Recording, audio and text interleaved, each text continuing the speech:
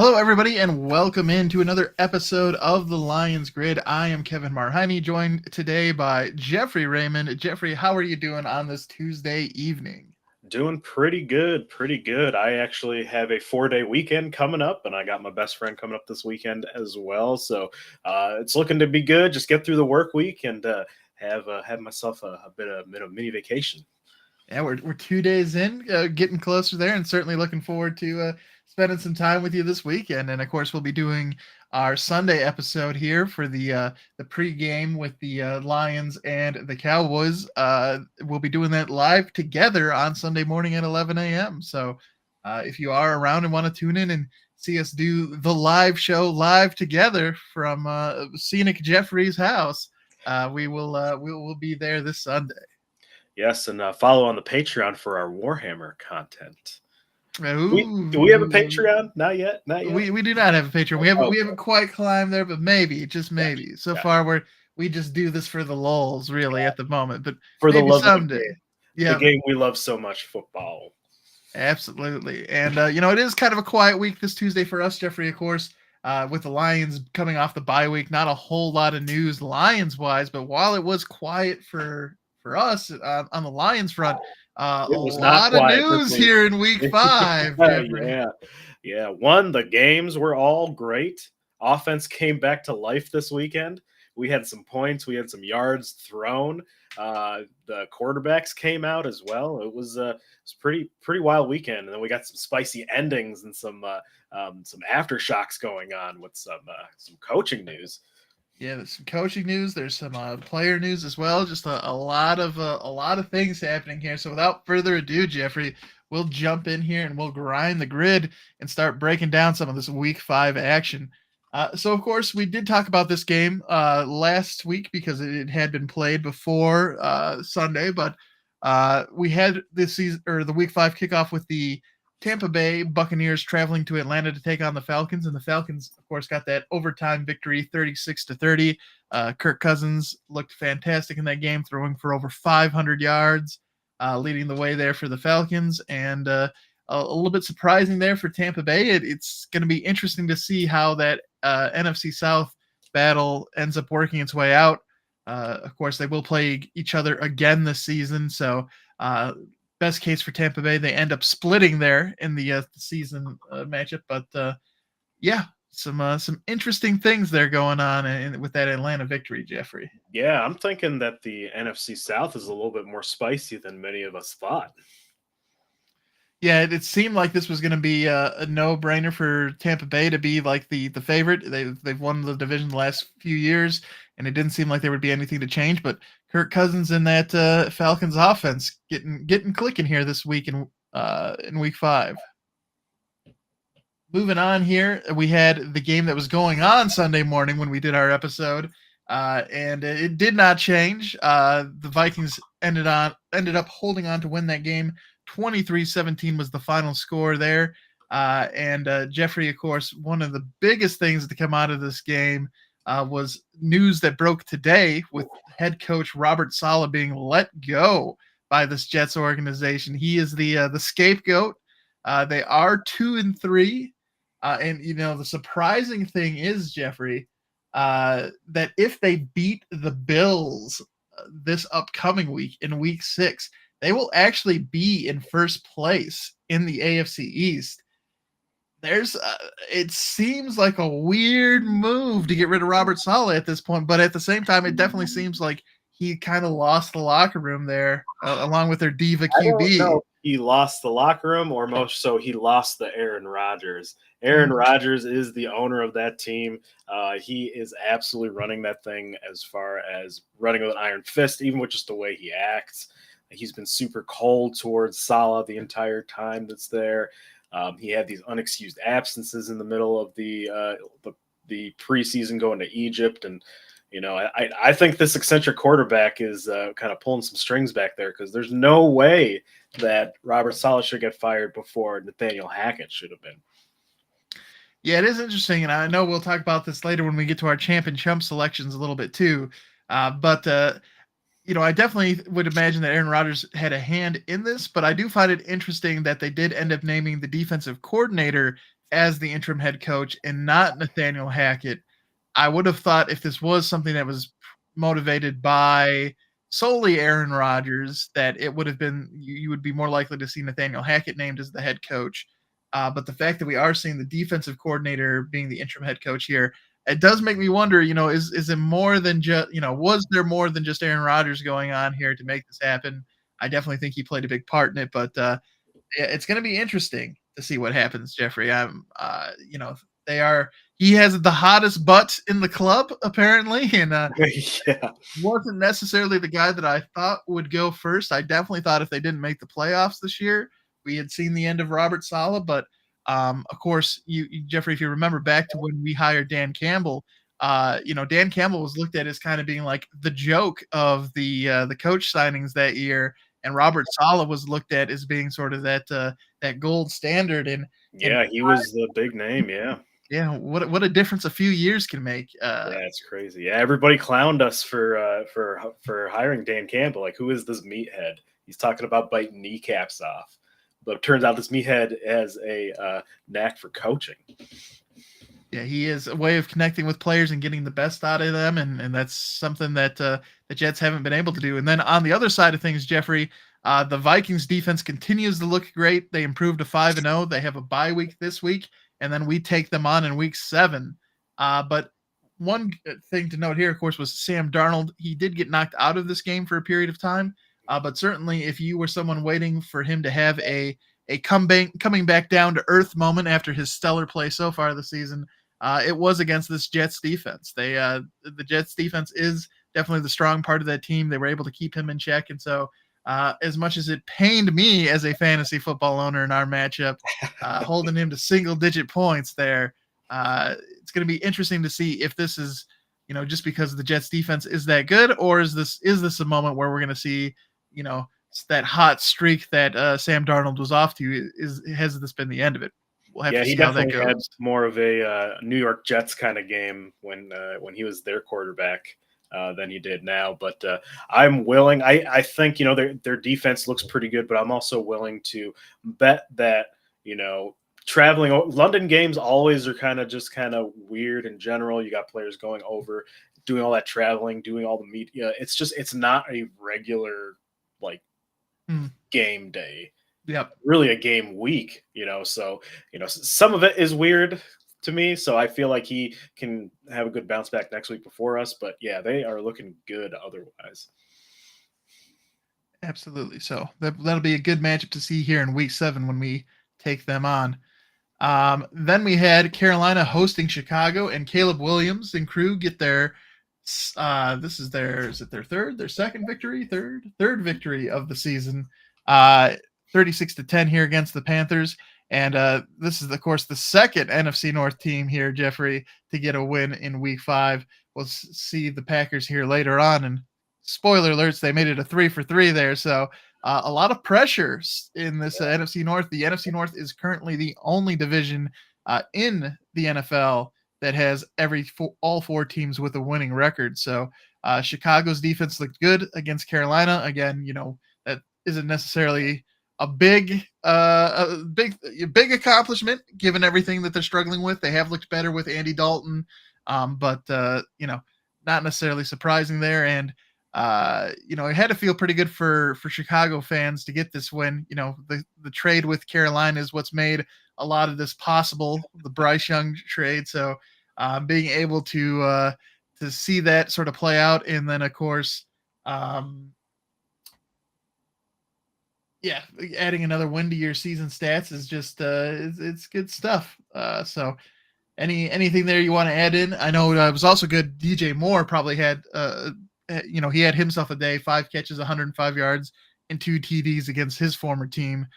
So it was definitely a game where Chicago fans and Chicago players felt pretty good. Yeah, absolutely. I think Carolina came crashing down to earth. I think they got that red rifle bump, but ultimately they're not a talented team. And I expect them to be a top 5 draft pick at the end of the year. So yeah, it does worry me a little bit on the kind of the NFC North kind of strategy, in that the offense, as you look throughout the first 4 games here, he's getting better every week, which that's not great for for our as far as our prospects. We would we're hoping to get some more volatility out of him as far as being a rookie, but our defense is pretty good, so we might be able to give him fits, but we shall see. We shall see. Time reveals all here in the sport of football. Next, Jeffrey, we have the Cleveland Browns and the Washington Commanders. Why don't you walk us through this game here? Yeah, so this one I was on. We'll start with the Commanders first. With Jaden Daniels continue to roll and play out of his mind. He yeah, he's not only now kind of putting himself in that rookie of the year conversation, he's playing at MVP levels. I know it's only been 4 or 5 games, but he is balling out. So good for Washington. Overall looks good against a really good defense over there that Cleveland has. But Cleveland, on the other hand, there's a lot of problems going on. Their offense is absolutely washed. Deshaun Watson is washed. He had another inefficient game, 125 yards throwing the ball, 15 for 28. It's not good. There was a moment in the game where a lot of people were giving him flack because he was kind of walking off before the whistle had sounded, and Kevin Stefanski would just look baffled as all hell. Like, what are you doing walking over here? We got a play to run. Apparently there was going to be a penalty anyway and that whole thing, but everything just looks bad. The vibes are bad over there. And it's they said there's not going to, he gave the Stefanski gave the typical coach speak at the end. We're not making a change at quarterback. We got to play better and I got to coach better. So whatever that means, right? Yeah, it's it's definitely something needs to change there. We'll have to see. I guess we'll see with the Jets what change can bring for them. But certainly, if you're looking at another team here that needs, whether it be a quarterback change, some sort of coaching change, something needs to happen with Cleveland, because that offense is just absolutely stagnant and just awful. And maybe when Nick Chubb comes back, maybe that adds something to help shake it up. But I don't know, man. I'm with you. I think the time to move on from Deshaun Watson has arrived. Maybe he goes on later on to have another, a late career renaissance again and looks back to the form that he was with the Texans. But you definitely did not get the return on investment you made if you're the Browns. Deshaun got all the return on investment with this. I mean, he's like he fully guaranteed so many years. Really, the Browns are really their only way kind of out of this quickly would be if something voided his contract, but thus far nothing has. Yeah. It is a tough spot to be in. Apologies to Browns fans. You guys are sort of stuck in it at the moment.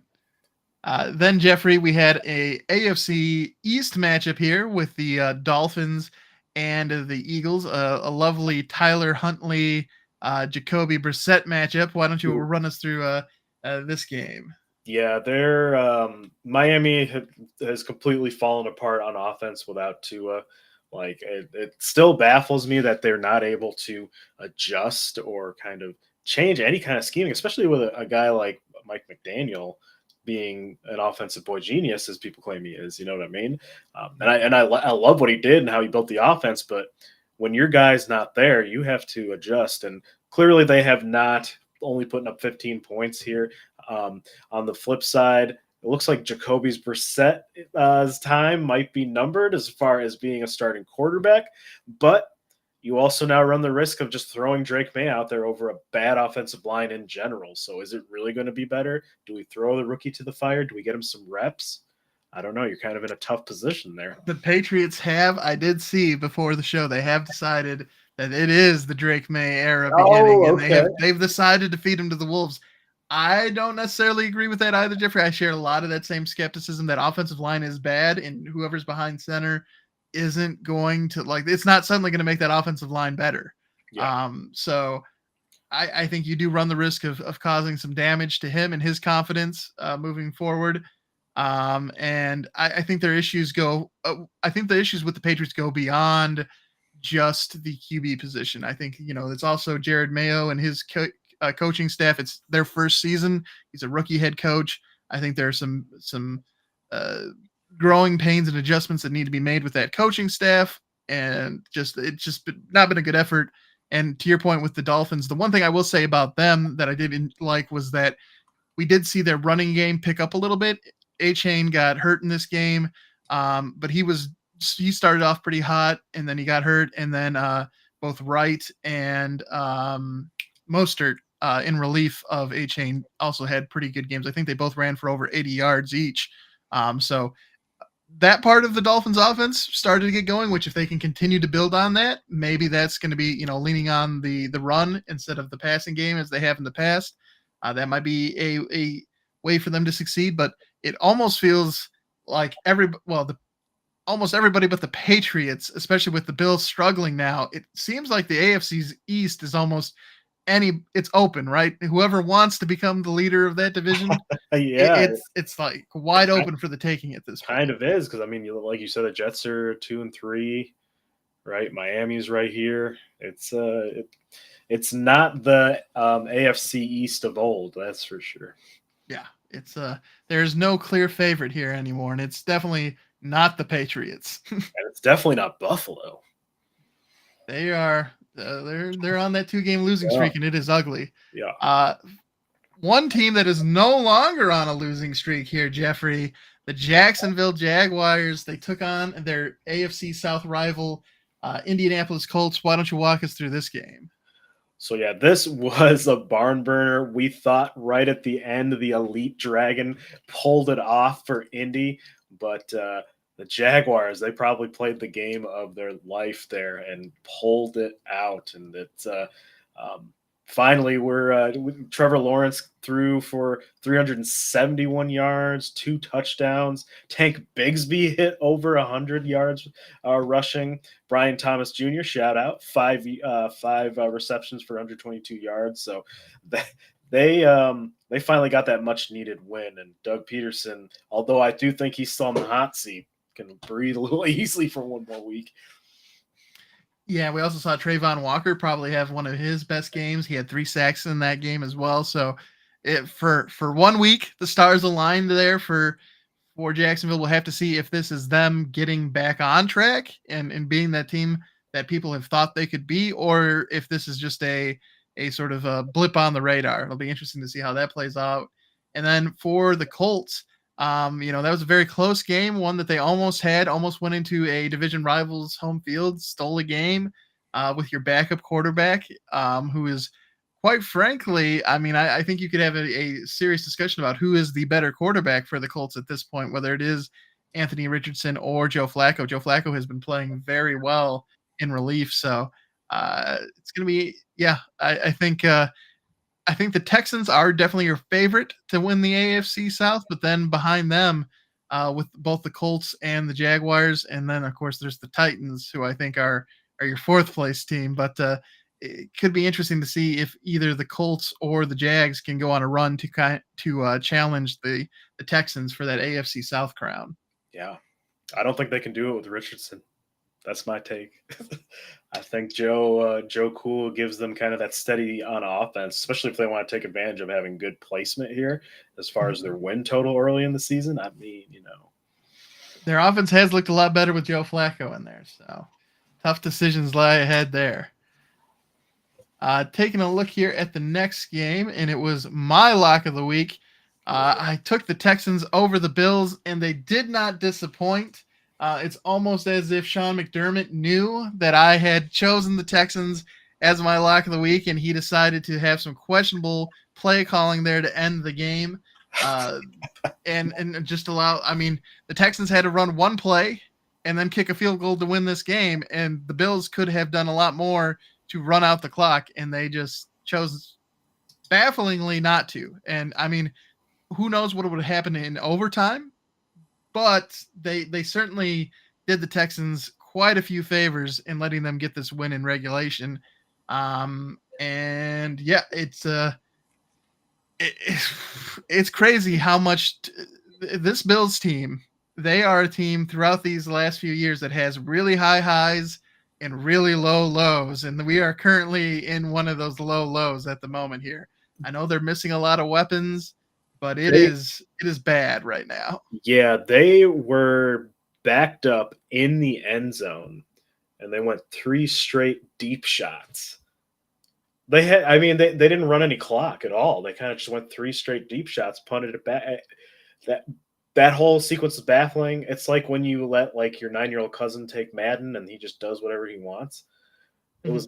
It was strange. It was very strange. And another thing too is Josh Allen had an apparent head injury, and he went back in the game, and he did not have a good game.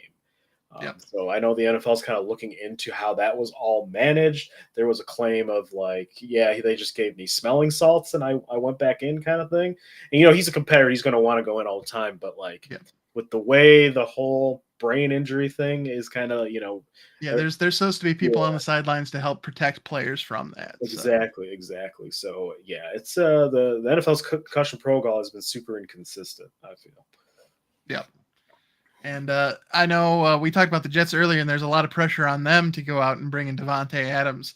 But another team that could use Devontae Adams that is in New York, the Bills, man, they might want to consider trying to offer the Raiders better because I mean, Keon Coleman made a couple of plays, but just there's a lack of consistency there from the Bills skill position players. There's quite a few drops and things like that are just killing them. So it's yeah, it's not looking great for Bills fans right now, but we'll see. Maybe things get rolling and they get back on that high again. It's again, when they're good, they're good. When they're bad, they're bad, and it leads to some heartbreak sometimes. Jeffrey, I believe this was your lock of the week here. It And was I think you went with Joey B. And Joey B tried. He gave he you an did MVP level performance, but he did absolutely played out of his mind. 392 yards, 5 tutties, man. But it was not enough. Joe Cool playing his heart out, and it was not enough because we have an even more badass quarterback over on the other side of the ball with Lamar Jackson making the play probably of the year. Him dropping that low snap. It was on the ground. He picked it up. And wild, just absolutely wild. Like when he is able to do that kind of stuff, like there were Bengals linemen in the backfield just fighting for their lives to even just touch this guy, but they were back there, and it's just he. I mean, he pulled out of his hat, and I think I don't doubt Lamar's greatness, except now when we're starting to talk about the postseason kind of thing.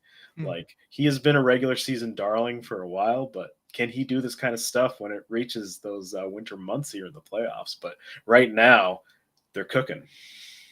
Yeah, and Baltimore, of course, now improves to 3-2 on a 3-game winning streak, and the Bengals fall to 1-4. Jeffrey, so those Ooh, yeah. Super Bowl hopes, those playoff hopes, they are hanging on by a thread for Cincinnati with this loss to Baltimore. And of course, this was their 2 games against the Ravens. This was their home game, so it's that hurts quite a bit. Yeah, it makes me think about Zach Taylor. Is he possibly going to be on the hot seat? This is not the first slow start they've had in the Joe Burrow era. I mean, but he's doing everything he can out there. I mean, 392 yards, 5 touchdowns. Like, what more could he possibly do? Their defense is becoming a liability. Yeah, he gave them everything they got, and it still wasn't enough. So we'll have to see here. We'll have to see. But it does for we'll talk about this on Sunday's episode, but it sets up a great matchup on Sunday between the Commanders and Baltimore here as they take each other on. Of course, both of them. I think it's what the Beltway Brawl or something like that is what they call it. I love that. Both those teams. So we'll have to see how that plays out because Jaden Daniels, the Commanders are looking fantastic these last 3 games. Lamar Jackson and the Ravens have been great. It's going to be, I think, one of the key matchups here in week 6. But we'll see how that plays out. Then we had an AFC West showdown, Jeffrey, and the Broncos dismantled the Las Vegas Raiders in this one, 34-18. The best win so far of the Sean McVay, Bo Nix era. And that Broncos defense still looks good. The offense had some success. And of course, for the Raiders, Max Crosby did end up playing in this game, but Devontae Adams was another scratch, allegedly for that hamstring or something injury that he's got going on. I think it's a hammy, is what they have been listing him on the injury report with. But of course, it's no secret that he has requested a trade and that there are many potential suitors out there trying to bring him in. So yeah, bad situation for the Raiders. Didn't get any better with his loss to the Broncos, and then on the other side of things, the Broncos pretty solid performance here as they improved to 3-2 on this young season. Yeah, then Bo Nix has also been kind of blooming as another rookie quarterback playing this year. I think him and Sean Payton, they work together. He's the type of quarterback Sean Payton wants for that kind of offense that he likes. He loves accurate short game, screen game kind of thing, and take a deep shot every once in a while. But he's rolling. And on the other side, their quarterback competition for the Raiders, it's an open competition now. So we'll see throughout the week who the starter will actually be. Was it going to be Aiden O'Connell, or is Minshew going to win out again during the week and just get stomped out in the fall during game day? Yeah, anytime you have an open QB competition and you're multiple weeks into the season, it's a bad sign. It means you don't really have a starter and you're just grasping at straws. So, but shout out also needs to go out to Pat Surtain the second. He had a 100-yard interception return for a touchdown in this game. He had 2 TDs. He wears number 2. He's the second, and it's his second game ever getting 2 interceptions. There were so many 2s going on. It's a lot of 2s, man. It's he was definitely one of those names that was kind of linked that maybe the Lions go after him in the offseason last year. Certainly would have loved to see him in the Honolulu Blue because he is definitely one of the best young corners in the game. But sadly, he is still an anchor on that Denver Broncos defense, and he had himself a game. All right, moving on to our next game here. We had a NFC West showdown, not AFC, between the Arizona Cardinals and the San Francisco 49ers. And in what was, I would say, a surprising outcome, the Cardinals got the 24-23 victory there over San Francisco. And it shakes things up in the NFC West, Jeffrey. All of those teams except for the Cardinals lost this past week. So if we take a look there, it's currently the Seahawks leading the division at 3-2. Then you have the Cardinals at 2-3, the 49ers at 2-3, and then the Rams are currently in the cellar at 1-4. But that's another division that is kind of wide open at this moment with not a whole lot of room separating these teams. Of course, we are pretty early in the season, so outside of like the Vikings and the Chiefs, who are both 5-0, there aren't a whole lot of games separating teams in general, but not any real front runner at the moment jumping out there for the NFC West. So why not Kyler Murray, Marvin Harrison Jr. and company as they go on, getting the win on the road in San Francisco, certainly a big step for them as they look to go after that NFC West title.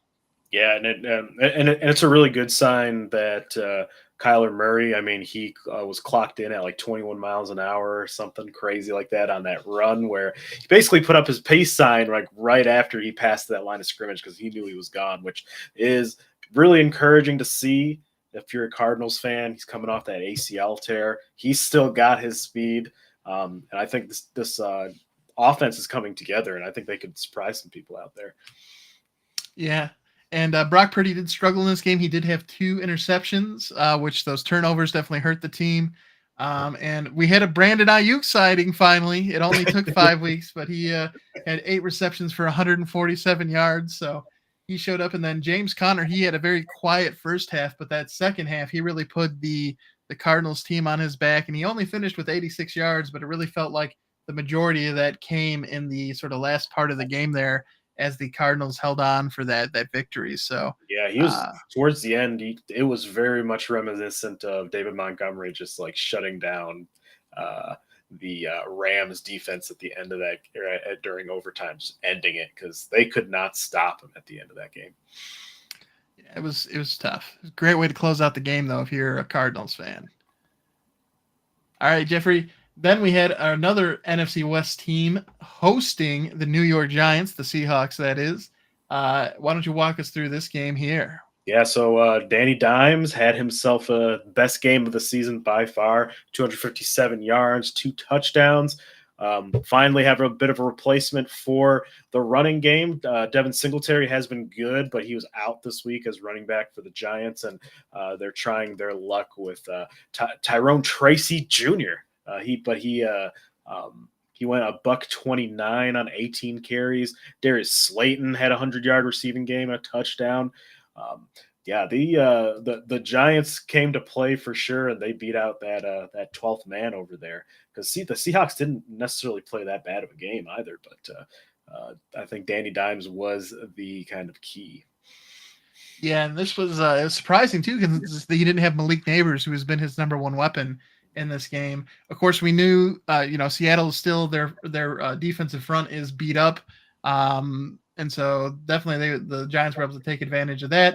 But then there were also 2 big plays. We had the 102-yard fumble return by the Seahawks in the first quarter, and then you had the 60-yard blocked field goal return for a touchdown in the fourth quarter by the Giants. So two unorthodox touchdowns there, and it all ended up to I don't want to say Brian Dabble is completely off the hot seat here, but certainly getting this win helps cool down things there for him. And at 2-3, it's not out of the question. They're in the.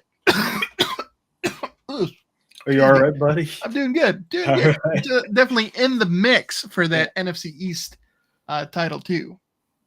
Yeah, especially because with the way Philadelphia's going, the way the Cowboys look to be kind of being a little bit more scrappy than we thought this year.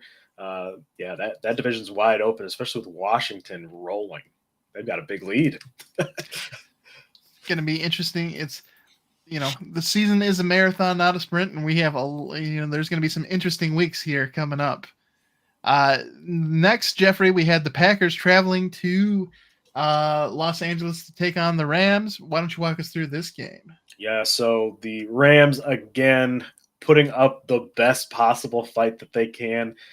Matthew Stafford just it's tough. They're just running out of horses, man, because they're just so depleted. They're relying on anybody and anybody. Kyron Williams did have a breakout game though, 102 yards, 1 touchdown. Jordan Whittington led their receiving crew, 7 receptions and 89 yards. But they're doing the best they can, and just credit to Sean McVay. Sean McVay to kind of keep that thing afloat. But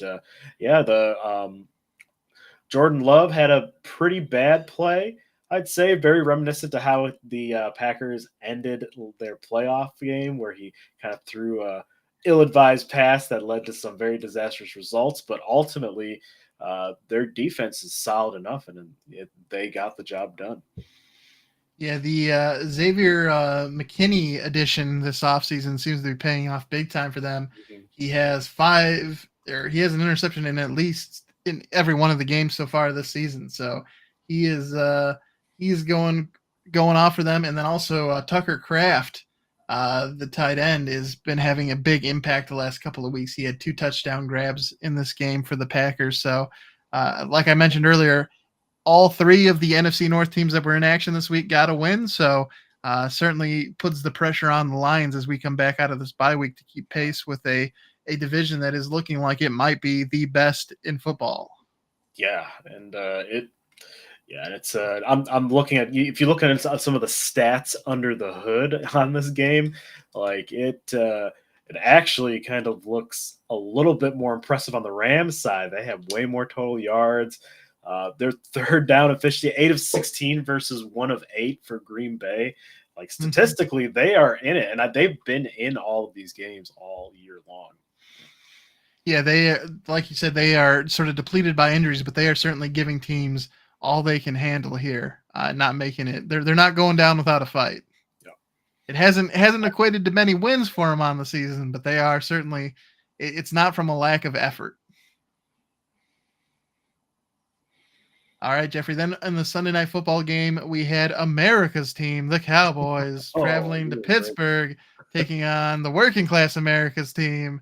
As they said in the broadcast, that game was delayed due to Yeah. weather, so they got a late start there. And if I had $1 for every time I heard Mike Tirico say that they needed to order breakfast because the game was going to go past midnight, I would be feeling pretty happy about it. But why don't you talk to us a little bit here about this Cowboys Steelers matchup? Yeah, the rain delay definitely did not help for the offense because there was absolutely nothing going on. Both teams struggling in that first half, at least. But Dak Prescott ended up coming on. He threw 42 times this game, which I think is part of an overall problem with Dallas's offense. They really didn't address their running back situation. They're splitting carries with Ezekiel Elliott and Rico Dowdle. Dowdle kind of out edging him. They're riding the hot hand. They gave it to him 20 times, but yeah, you're having Dak throw 42 times. It's you can, and you're only putting up 20 points, but Steelers defense is very good, right? Obviously, Hmm. they're going to keep that team in games, and despite what's going on at quarterback with the Steelers, because Russell Wilson might be ready to play this coming week, so we'll have to see kind of where they decide to go with that. Yeah, it is going to be interesting to see. I mean, Justin Fields has played pretty good, in here as the starter for the Steelers. So it's going to be interesting to see if they do think that Russell Wilson can change this offense and make it a little more dynamic, or if they keep Justin Fields in there and let him continue to run things. George Pickens, I know he kind of found himself in the dog house. It seemed a little bit with Coach Mike Tomlin. He had, I believe, on his eye black, it said "always open," and that seemed to result in I don't. He might have had a catch in this game. He was very underutilized for someone that's always open. Yeah, And then on the other side of the ball, you also had CeeDee Lamb. I not exactly sure what he said. Not what's his name? Not Collinsworth. Chris Collinsworth said that we could do our own our own lip reading with what he was mouthing to Dak after an interception. But definitely some frustration there growing between the two highest paid Cowboys. oh yeah, absolutely. It's the if you're talking about vibes, how we were talking about the Browns earlier, the vibes aren't, salty over here, but these vibes are definitely not great coming out of the Cowboys. I'm seeing Mike McCarthy give that 20 or that 100-yard stare in the middle of games when things aren't going on. That man is coaching for his life, and it'll be interesting to see how they match up with the rest of their division. Yep, and it be a good time for us as the Lions to get some revenge against them, Yes, and hopefully we go into Jerry World and make that a little more, make that seat a little hotter for Mike McCarthy. that's right. And then in the Monday Night Football game, Jeffrey, the Chiefs just continue to roll along, 5-0 on the season. It's now been so long since they lost a game, and I mean, it hasn't even necessarily been super impressive what we've seen out of Patrick Mahomes and this Chiefs offense. We did see Kareem Hunt get the start at running back for them. He did run for over 100 yards. Juju Smith-Schuster led them in receiving, but again, their defense is kind of the thing that's leading the way for them, and the offense is just doing just enough to get the wins here. And it seems like it should be possible to beat this team with the struggles they're having, but no one so far has been able to do it. Yeah, their defense is definitely an anchor. Spagnuolo is the fantastic, and it really is kind of a flip of kind of where they were in the beginning of their dynasty that they kind of have going on here, where their offense was kind of the strength on the team, and they're blowing people out. Patrick Mahomes throwing for video game like numbers, but now that defense is keeping them in game, and it's a testament to Andy Reid to kind of just keep rolling despite everything around you. And like I've said the past few weeks, that them being the defending champ at this point, like they have to prove to me that they're not the champion, right? They're not the best team, right? They find a way to win regardless, and they've done it for so long. So,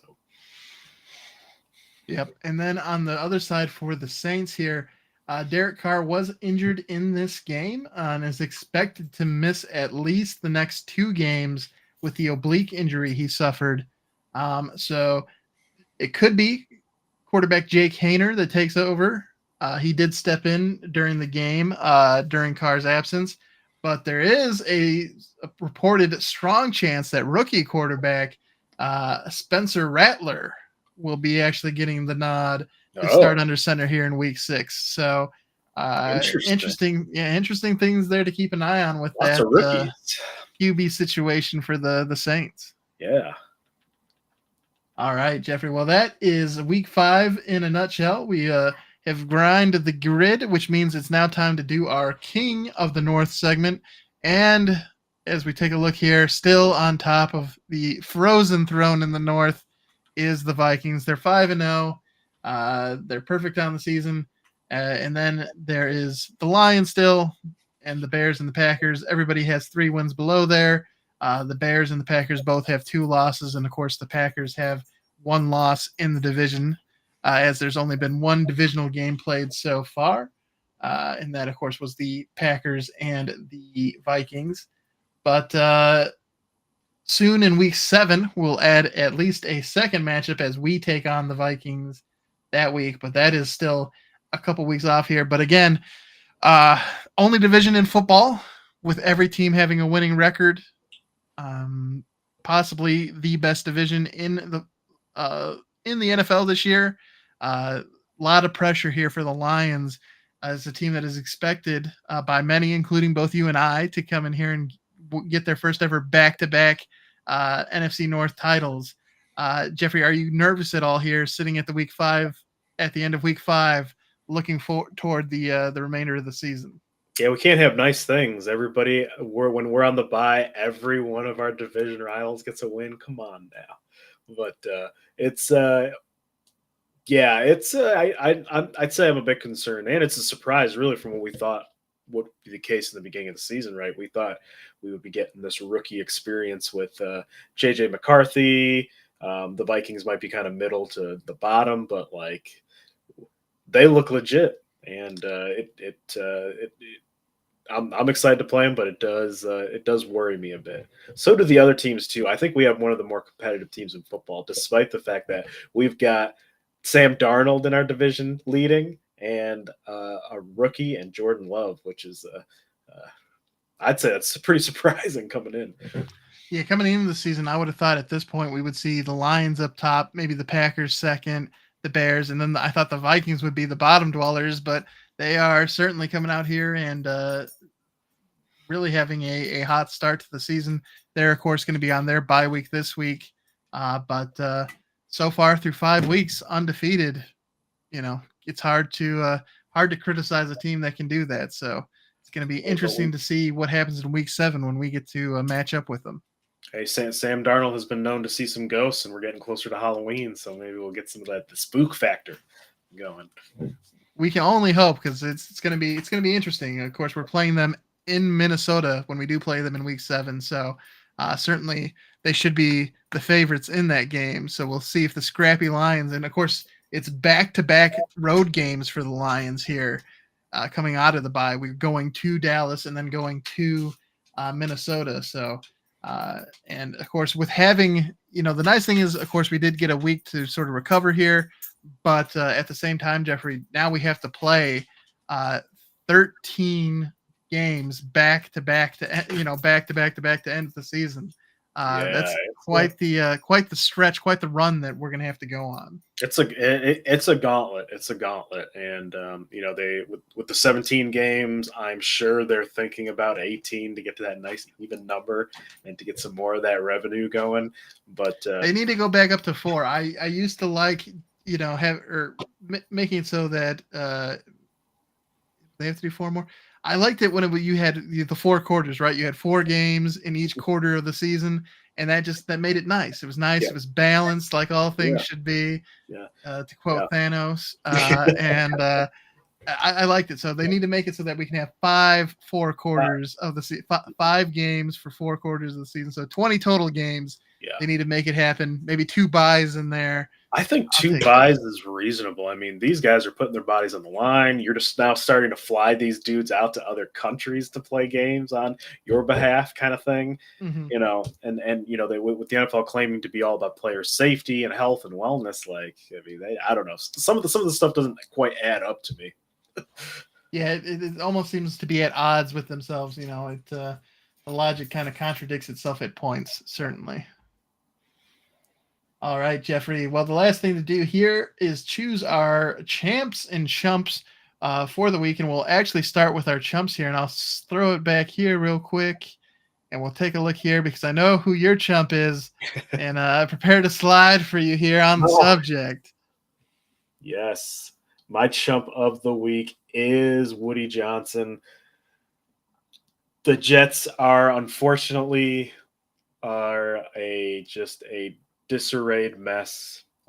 They why get rid of a coach when you're all in like this? You're 4 games in, and you have Aaron Rodgers kind of running the show, allowing he's got eccentric in his time. Let's just say that, right? He's got pretty eccentric. He's very much a diva at this point. Yes, he's very diva-ish, and it's very clear that he was very cold towards Robert Saleh. The offense sucks. Nathaniel Hackett's still there, yet Robert Saleh gets axed despite the defense being pretty good, right? Metrically. Mm-hmm. The whole time you didn't give him a quarterback, you forced him to go with Zach Wilson, right? This is not a good owner. It's just a revolving door of it's a clown show over there. I'm just glad we're not one of those organizations anymore, but it's a clown show over there and with the Jets. Yeah, it's rough. And I especially like the part in his quote here where he says, "And I believe now is the best time for us to move in a different direction." You're 5 games into a season and now is the best time. Like, don't get me wrong. I think we may see a little bit of an uplift for the team just because it's like, okay, well, shit, they just fired the head coach. The rest of us could be on the chopping block too, and that might light a fire underneath them. But like, if the defense is the strong suit and Robert Saleh is a defensive minded head coach and you're taking your defensive coordinator and making him the head coach, like, how is that going to make the offense better? Right? Like in what way are you sort of helping to fix the issues that this team is having? Maybe it improves the locker room. I don't know. I wouldn't be surprised if there was a rift between like Aaron Rodgers loyalists and just like other people on that locker room. I mean, he's got his coaching staff, he's got his choice of receivers and players that he's wanted, right? The Jets have I have long been a proponent of the fact that Alan Lazard wouldn't even be on the practice squad of other NFL teams. We've been saying that for years. He is not that good of a receiver. And yet here he's just there. Like, of all of the receivers that Aaron Rodgers has helped elevate throughout the years, Alan Lazard, I think, owes him the most because, again, I don't think he belongs out really on an NFL field. He's bad. But he just continues to, like, as long as he can be with Aaron, he continues on. So he's got to be loyalist number one. He's got to be a big Aaron Rodgers fan. But absolutely. And yeah, I'm curious to see. I was reading some of the reporting coming out of New York or New Jersey here before the show started, and there are a few players that were talking to the media and being like, "We're not sure how this will fix our offense," but I was like, "Well, you're right. I don't know how this is going to fix the offense." Yeah, I was watching a little bit of First Take too, and they were on there talking about it, and like, they were talking about doing it now doesn't make a whole lot of sense. Like, Aaron Rodgers needed to spend time and during OTAs and things like that working on this offense, and they needed to like get a gauge of like because he still doesn't look 100% coming off that injury. Like we've seen him at times show flashes of being able to move and things like that. He has had a game or two where he's looked to the part, but like overall, he's a 40-year-old quarterback coming off major surgery, and you're having him like trying to win these games by throwing the ball early on in the year. Like you needed to have whether you had him play in the preseason, which I doubt he would have done, and obviously trying to wrangle Aaron Rodgers is like herding cats. So maybe that's why Robert Saleh is getting fired, just because he wasn't able to herd cats effectively. But at the same time, you've given him too much power. So was Robert Saleh supposed to be able to go in and sort of manage him anyways? You know, to your point, he's basically been like co-GM. So last time I checked, GM outranks the coach. So I don't think I'm going to be listening to you. So Yeah. I think there's a lot of problems. I think Robert Saleh definitely is to blame for the things that fall at his feet, but like I don't know if the math is going to equate to the point where it's like, okay, if we take away his errors, like I think there's still enough wrong with this team that it's a problem. And it almost feels like a little bit like an overreaction too, because yes, they have lost the last 2 weeks, but the last 2 weeks they've been playing two of the top defenses in the NFL. So the fact that the offense has looked bad in a year where offenses have looked bad against defenses, and you're playing the top defenses, is it really, was this necessary? Like what is going on here? So it's a good chump call, Jeffrey. It's this clearly, this clearly does run through Aaron Rodgers in some way. I mean, firing him on a Tuesday, it doesn't pass my sniff test. So I wonder if they let him get on the plane back from England, or if they just left him there and he's just having some fish and chips at a pub, and he came to work. Apparently he came to work because he had no idea. He came in on Tuesday, and he apparently had made the decision to take away play calling, but then 5 minutes later they fired him. But that's just the alleged reporting. So it's rough. Yeah, that is rough. For my chump, Jeffrey, I'm going to go with Deshaun Watson. As mentioned, I think the time of him starting for Cleveland should be at an end. Clearly, the Jets aren't afraid to rip a Band-Aid off, so I think the Browns should take a page out of their book and just call this experiment done and dusted, and just try and move on the best they can with Jameis Winston, or and then look to the future in the offseason, because clearly Deshaun Watson just ain't it. At least Jameis Wilson will throw for a few hundred yards. He might throw a few picks in there, but at least the offense will be moving around. Yeah, it'll be spicy. Everyone will have a good time. It'll be fun. And then for my champ this week, it's targeting the same game. And you're going to echo a lot of the same sentiments you had said earlier, Jeffrey, but Jaden Daniels is my champ of the week. He looked great again against a Browns defense that is pretty stout, despite all of the issues they're having on the offensive side of things. And as you mentioned, not only is he, I think, the front runner for offensive rookie of the year, but like you said, I think he's making a case for himself to be in the running for the MVP in his first year, which is, crazy here through 5 weeks. So Jaden Daniels, my champ of the week. Yeah, good champ. I wanted to pick him, but I saw that you put him on there. The good champ. I'm very high on Jaden Daniels. I think he is surprising a lot of people with how well he's playing, obviously, right? Because he's my champ of the week is going to be Lamar Jackson. I think that we saw a great quarterback duel. I want to give it to Joey B so bad, but they didn't win the game. But Lamar Jackson, after that kind of all universe kind of play, and he does that on a regular basis, and he absolutely stole the show and killed.